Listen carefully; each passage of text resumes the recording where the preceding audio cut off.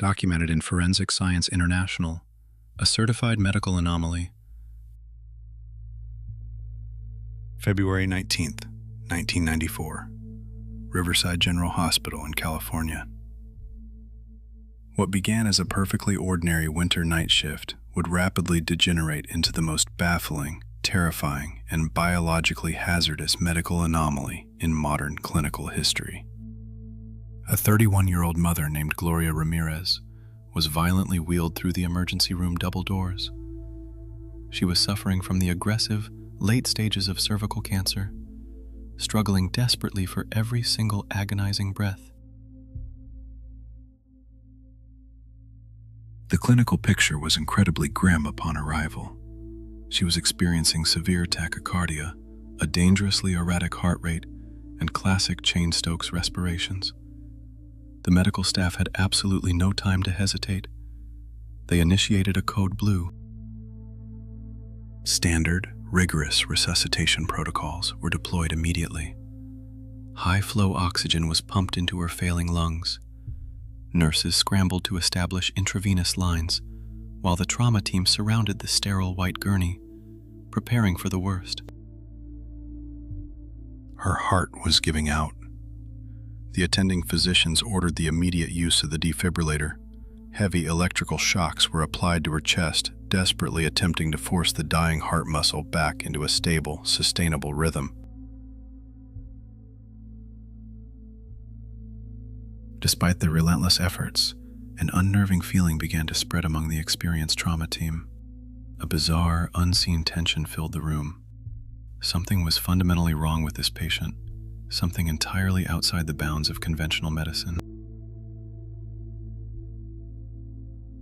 Then, the first undeniable clinical anomaly occurred. Registered nurse Susan Kane stepped forward to draw a routine sample of arterial blood for gas analysis. But as the fluid filled the plastic tube, the color was terrifyingly off. The blood was not the expected dark crimson. Instead, floating suspended inside the syringe were tiny, impossible, manila-colored crystals. They were swirling unnaturally in the fluid, resembling a toxic, microscopic snowstorm captured inside the glass. This was not standard coagulation. Human blood does not crystallize at room temperature. The medical staff stared at the syringe in absolute disbelief, entirely unaware that a deadly chemical chain reaction had already been triggered. Simultaneously, a heavy, suffocating odor began to aggressively fill the small trauma room. It was a horrifying, distinct stench that baffled medical literature would later desperately try to describe as a pungent mix of raw ammonia and garlic. The unseen gas attacked instantly. Nurse Susan Kane, the one who drew the crystallized blood, suddenly felt her face burning intensely. She stepped back from the gurney, clutching her throat as oxygen seemed to vanish from the room. Her lungs burned with every breath. Her eyes watered uncontrollably. Before anyone could reach her, Nurse Kane lost consciousness and collapsed heavily onto the cold, hard flagstone floor of the emergency room. The domino effect of the chemical agent was terrifyingly fast.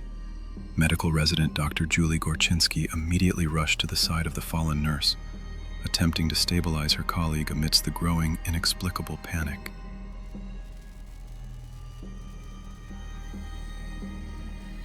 But as Gorczynski knelt down, she too felt the sudden, crushing hypoxia.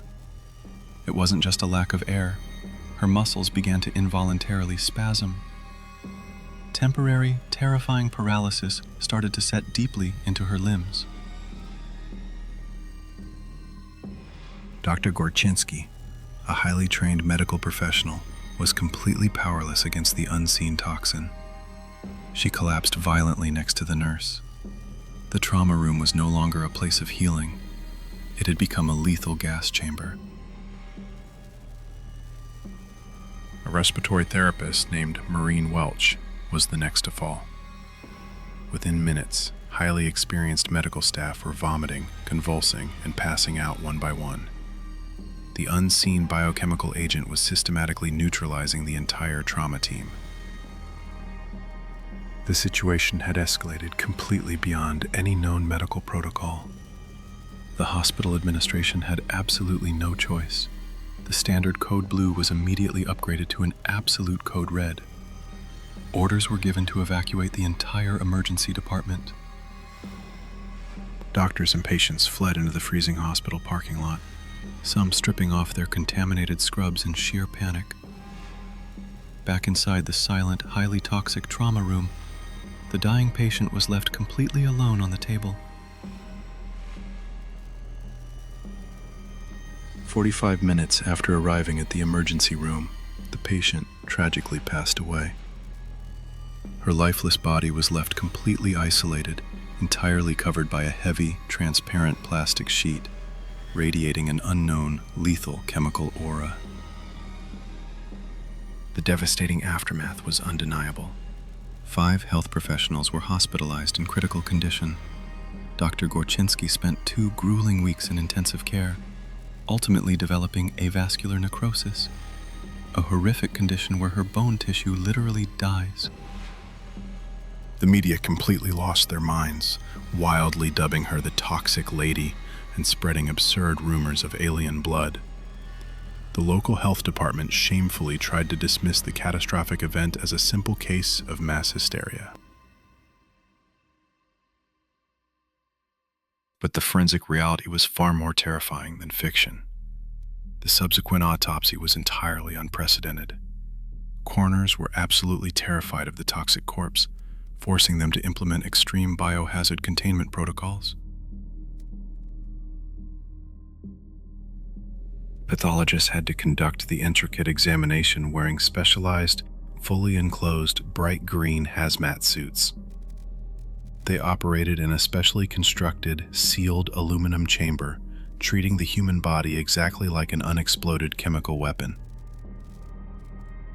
These were protocols strictly designed for highly contagious, deadly pathogens or severe radioactive contamination.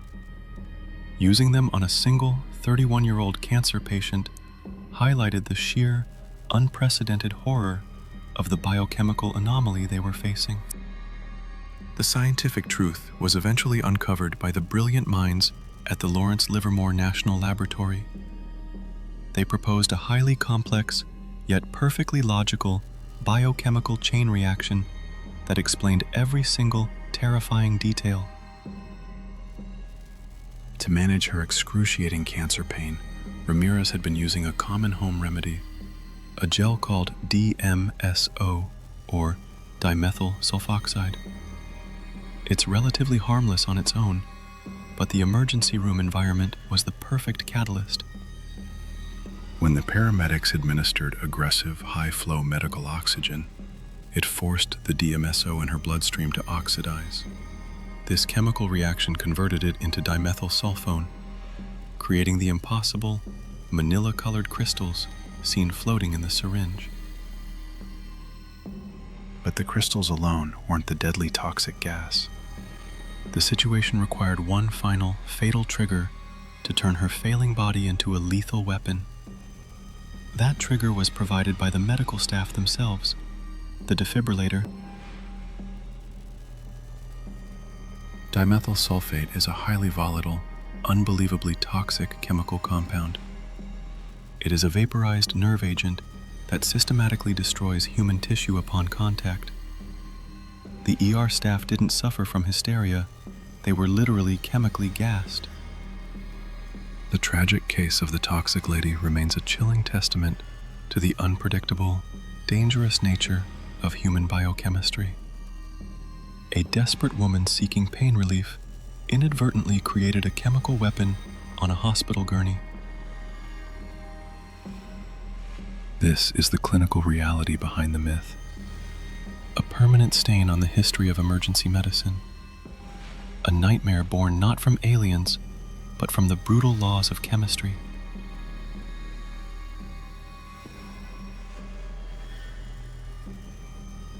Subscribe to open the next file. in the surgeon's Blackbook.